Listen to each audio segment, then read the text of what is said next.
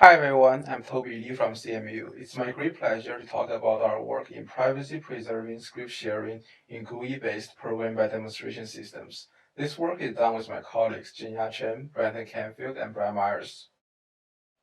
Program by demonstration, or PBD, is an important approach to support end-user development of task automation, where the users create task automation scripts by demonstrating the desired behaviors on GUIs.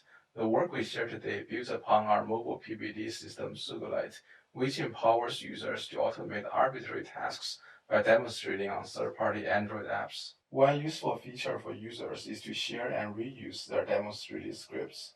However, prior research has shown that the fear of leaking personal information is the main barrier that prevents the users from script sharing. There's an important difference between PBD and conventional programming. In PBD, instead of the user authoring the scripts directly, an agent observes the user's demonstrations, learns from these examples, and synthesizes the script. The agent often sees personal information during the process, and the users have little control in what's embedded in the script. There can be different types of personal information on app GUIs.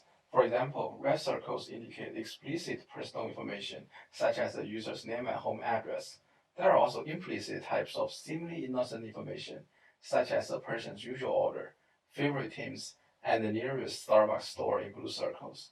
While they cannot be directly used to identify the user on its own, one can combine multiple pieces to identify the user. Let's look at where personal information may get included in the scripts.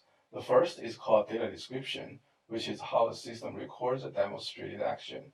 For example, let's say one step in a demonstration is to choose an account. This action, as shown on the right, is recorded with the account number included.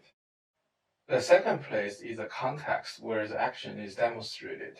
Recent PBD systems, such as SUGALITE, record the context of actions in order to handle execution errors, generalize procedures, and infer parameters.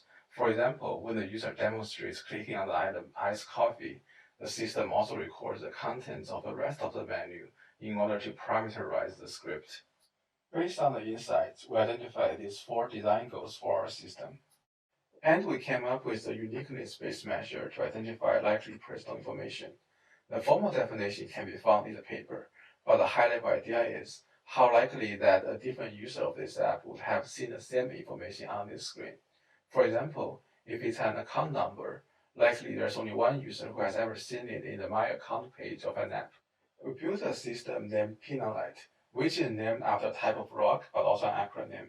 The first component of the system is background data collection.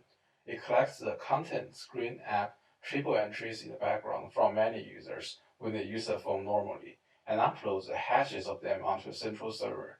The hash function uses a server-side sort, so attackers won't be able to compute them offline. When an author of a PBD script tries to share the script, the system first uploads the hashes of all the information entries. The server computes the uniqueness of each information entry and returns them to the author. The author will see the result on what information should be masked from the script, but they can also manually mask or unmask the information using this interface. After the author confirms, the script will be uploaded to the sharing server with personal information masked. Let's then look at the script consumer. When they run the script and encounter this step, the system first tries to use a hash to match what's on the user's current screen, but most likely it will fail unless, for example, the script consumer has the same account number. But then, the system will leverage the screen layout structure to infer the script consumer's local equivalent for this value. The same screen in the same app will likely have a consistent layout structure across users.